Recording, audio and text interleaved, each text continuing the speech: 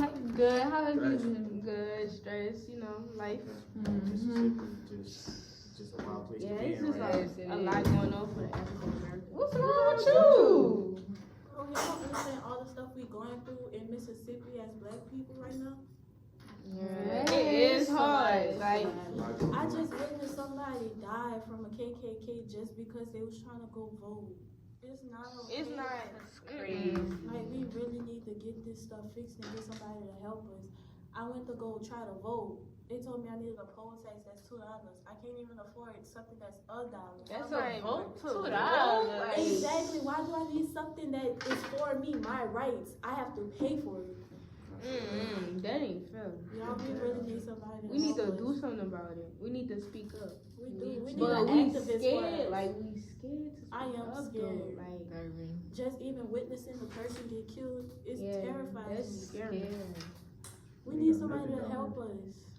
We need somebody to help us. We Nah, need for real. somebody. Who y'all got in Y'all mind? got some Medgar. Wait, Medgar Medgar.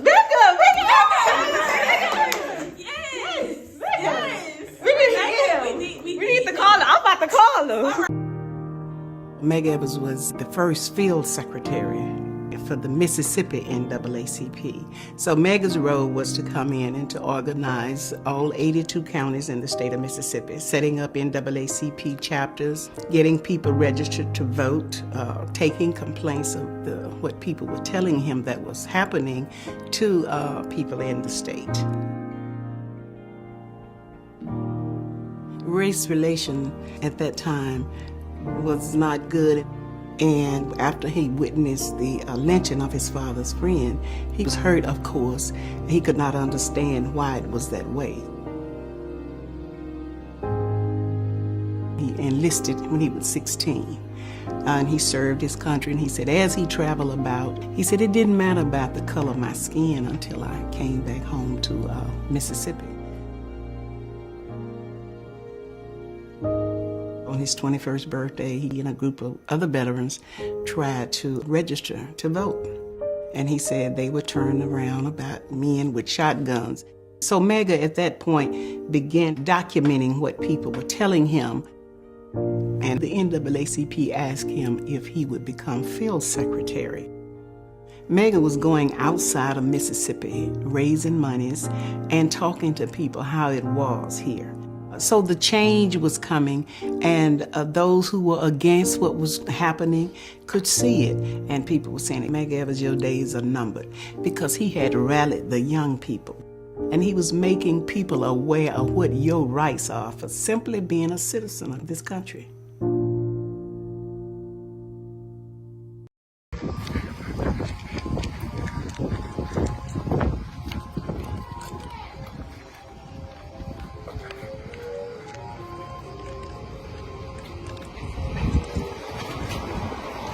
We really need to vote.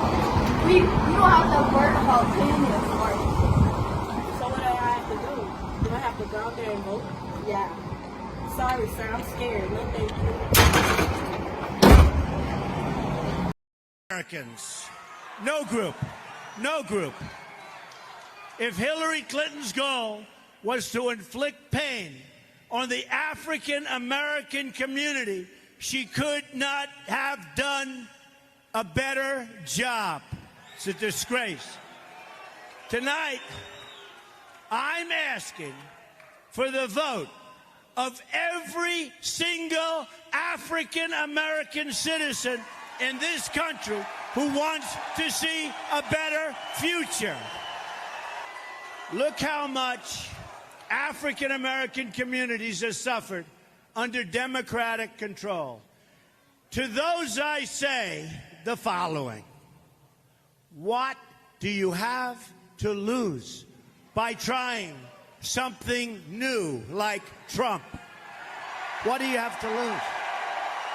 I say it again, what do you have to lose? Look, what do you have to lose? You're living in poverty, your schools are no good, you have no jobs, 58% of your youth is unemployed. What the hell do you have to lose? America must reject the bigotry of Hillary Clinton, who sees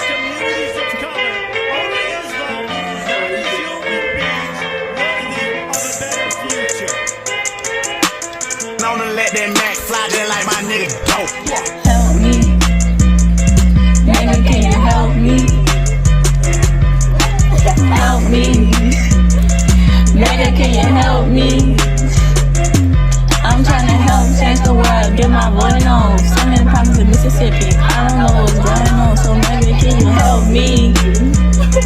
Nigga, can you help me? Medgar was born in 1925, and from that day he took the charge. Living in Jim Crow, life was pretty hard, but he knew he couldn't stop, so he headed to school next. Life took a turn when World War II came next. He fought and got traumatized, and knew something had to change. And that's when he came back home and made sure Mississippi knew his name. But wait, that's not it. He gotta finish school next. When he finished, he knew he had to go get racism in check. Clocked in for justice, no 9 to 5. Medgar hit them streets, and he kept that dream alive. Mississippi, he what a hate grand deep. He was knocking on doors, no time for sleep. Happy black folks vote, trying to take a stand. Document lynches, bringing light to the lies. Putting pressure on the system with fire. So I see fought for school rights, try to integrate. He held over that gate. Every chance he takes, he's supposed to blow the chains. In a suit and tie, still bringing the pain. So help me, Medgar, can you help me? My name Medgar Evers, I'm here to give a lesson, so you better listen. You want your right to self-restore, it's best you better pay attention. So help me, Medgar, can you help me? Medgar wanted peace, but he an enemy. You see, he had to keep his family safe, so no foreclosures, just how it could be. Doors shut tight, but he kept them open, dreaming of peace, but the system broken. Fought for the right to vote, sacrificed everything. They tried to silence with a rifle cry. 1963, Medgar had to die, but legends don't fade, they amplify. Now his name lives where the eagles fly. Help me. Medgar, can you help me? Widow stood strong, Marley kept the flame, carry on the mission, magnify his name. His death brought the light to the depth of the fight, turned silence to a sound, brought the truth to the night. From Delta to Jackson, they echo his cry for the justice and the right. You can't bury or deny. His name carved deep in the soul of the state. Medgar Evers lives on.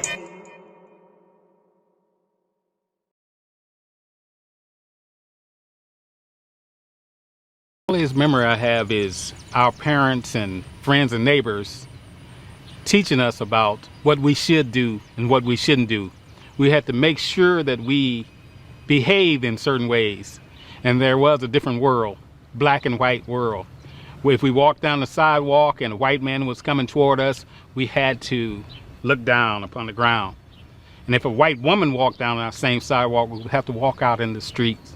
Couldn't walk down the same sidewalk. We couldn't ride in the front of the buses. We couldn't use certain facilities, restrooms, and different things around town. If we wanted to go and buy a pair of shoes or clothing, they could only hold the shoe up. We couldn't try them on. We couldn't try on a cap. I mean, imagine you're living in a society somewhere where blacks and white cannot even talk to each other, cannot work together, and all of a sudden someone come to help you, someone who's white, and he treats you like a human. And naturally, we just bonded. So, Grandma, how was it growing up in Mississippi when you was younger? When I was what? Younger. Younger. Yeah. Growing up in Mississippi. Growing up in Mississippi, you wasn't able to do what you wanted to do because of the race of white people. What else? What they didn't want you? They didn't want us to go in restaurants, movies, and their houses, and on their land. Because I got ran off of their land. They ran me off of their land. Well, what? They was coming get me. I had to run. I had to run for my life. Because they were so mean and hateful. Dislike black people. Because 2012, 17-year-old Trayvon Martin went to the convenience store. Trayvon was from Miami, but visiting his dad in Sanford, 250 miles away. On his way back to the house, he carried a bag of Skittles and a bottle of juice. However, his simple trip down the street was cut short by George Zimmerman. Zimmerman was an insurance fraud investigator who had been patrolling the neighborhood after a series of break-in burglaries. He was dressed in plain clothes when he saw Martin and took the teen's black hoodie as a sign of suspicion. Zimmerman called the non-emergency line of the local police to report his finding, but the dispatcher told him not to pursue Martin. Yet, he did anyway. Are you following him? Yeah. Okay, we don't need you to do that. When Zimmerman approached Martin, he tried to run away, leading to a short chase and a physical altercation. The two struggled on the ground. Then, moments later, gunshots rang and Martin was dead. Zimmerman was found not guilty of second-degree murder and argued his actions were in self-defense, though Martin never posed an armed threat. Martin's death sparked national outrage, and by 2013, the case helped birth the Black Lives Matter movement.